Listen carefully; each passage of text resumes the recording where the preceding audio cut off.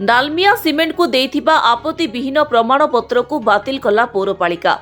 Dalmia cement Bharat limited को IT colony निकटरे overhead belt conveyor निर्माण करबा पई देइथिबा आपत्ति विहीन प्रमाणपत्र को बातिल कला राजगांगपुर पौरपालिका।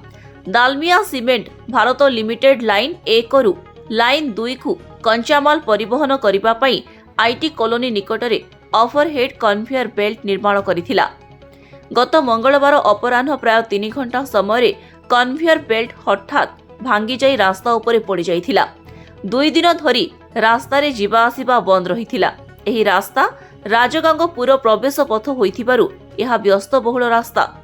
एक बड़ दुर्घटनारू अल्पके बर्ती जाइथिले पथचारी। रक्षणाबेक्षण अभावरू एपरि घटना घटिछि बोली अभियोग होइछि। गतकाली डालमिया सीमेंट भारत कंपानी को पौरपालिका तरफरू दिया जाइथिबा आपत्ति विहीन प्रमाणपत्र ऑर्डर नंबर 225/22/1/2005 को बातिल करा जाइछि।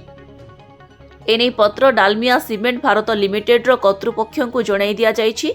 डालमिया सीमेंट भारतर लिमिटेड कर्तृपक्षों अवहेला जोगु एपरि घटना घटिछि। मुख्य रास्ता उपरे जाइथिबा ओवरहेड बेल्ट भांगी जिबारु असंतोष बढ़िबारे लागिछि। कर्तृपक्षों बेपरवा मनोभाव जोगु बेल्ट भांगिछि।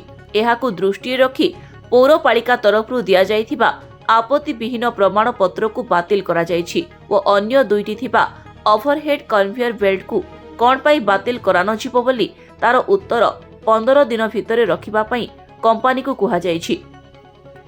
तेबे अन्य दुईटी ओवरहेड कन्वेयर बेल्ट हटा जिबा पई स्थानीय काउंसिलर पूर्णचंद्र राउत जिला प्रशासन को पत्र माध्यम रे जणाइछंती। राजगांगपुर सम्योजित स्वाईं को रिपोर्ट, स्वास्तिक न्यूज।